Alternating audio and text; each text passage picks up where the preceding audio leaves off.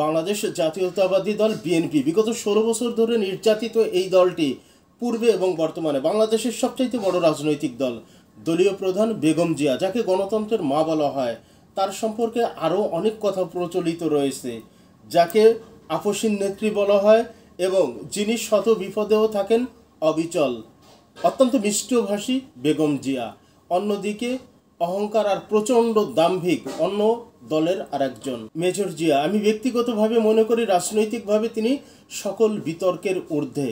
তারপরে তারেক রহমান, যার বিরুদ্ধে অনেক নেতিবাচক অভিযোগ রয়েছে, যার মধ্যে অনেকটা রাজনৈতিক উদ্দেশ্য প্রণোদিত, অনেকটা মিথ্যা এবং কিছু অভিযোগ রয়েছে কল্পনাপ্রসূত।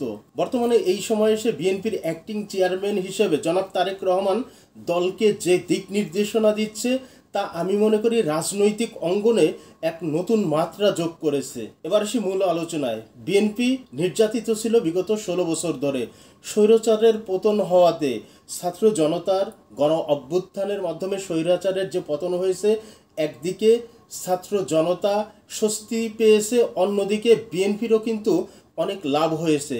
আর স্বৈরাচারের যে নির্যাতন ছিল, সেই নির্যাতনের প্রথম টার্গেট ছিল বিরোধী দল হিসাবে বিএনপি। তারা অনেক নির্যাতন করেছে এই বিএনপিকে। অনেকটা আশ্চর্য হয়েছি, অনেকটা অবাক হয়েছি। এই কথাগুলো কেন বলছি?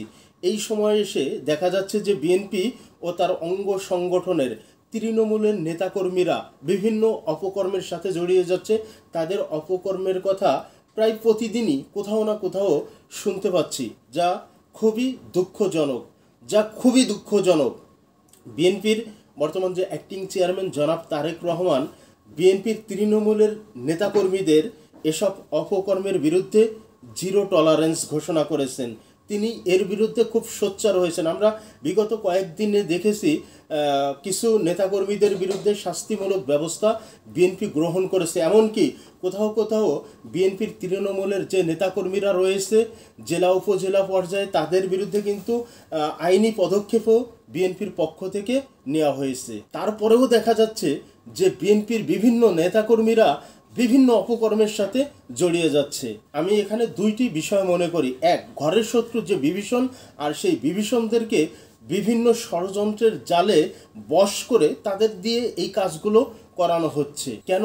কারণ হলো তারা যে বিগত 16টি বছর নির্যাতন সহ্য করছে, গঞ্জনা সহ্য করছে, তারা দেখেছে বিভিন্ন দাম্ভিকতাপূর্ণ বক্তব্য, তারা দেখেছে অনেক আগ্রাসী পদক্ষেপ। তারা তো এতদিন মজলুম ছিল। হঠাৎ করে তাদের পরিপূর্ণ উত্থান হওয়ার আগেই কেন তারা পতনের দিকে ধাবিত হচ্ছে? কেন তারা হঠাৎ করে এত দাম্ভিকতাপূর্ণ আচরণ করছে এবং কিভাবে তারা ঔদ্ধত্যপূর্ণ বক্তব্য খোলামেলাভাবে জনসম্মুখে দিচ্ছে, তার একটি উদাহরণ এই ভিডিওটির মাধ্যমে আপনাদের সাথে শেয়ার করছি। কুষ্টিয়া থানা আমি মালিক নেতৃত্ব ভাঙেছি।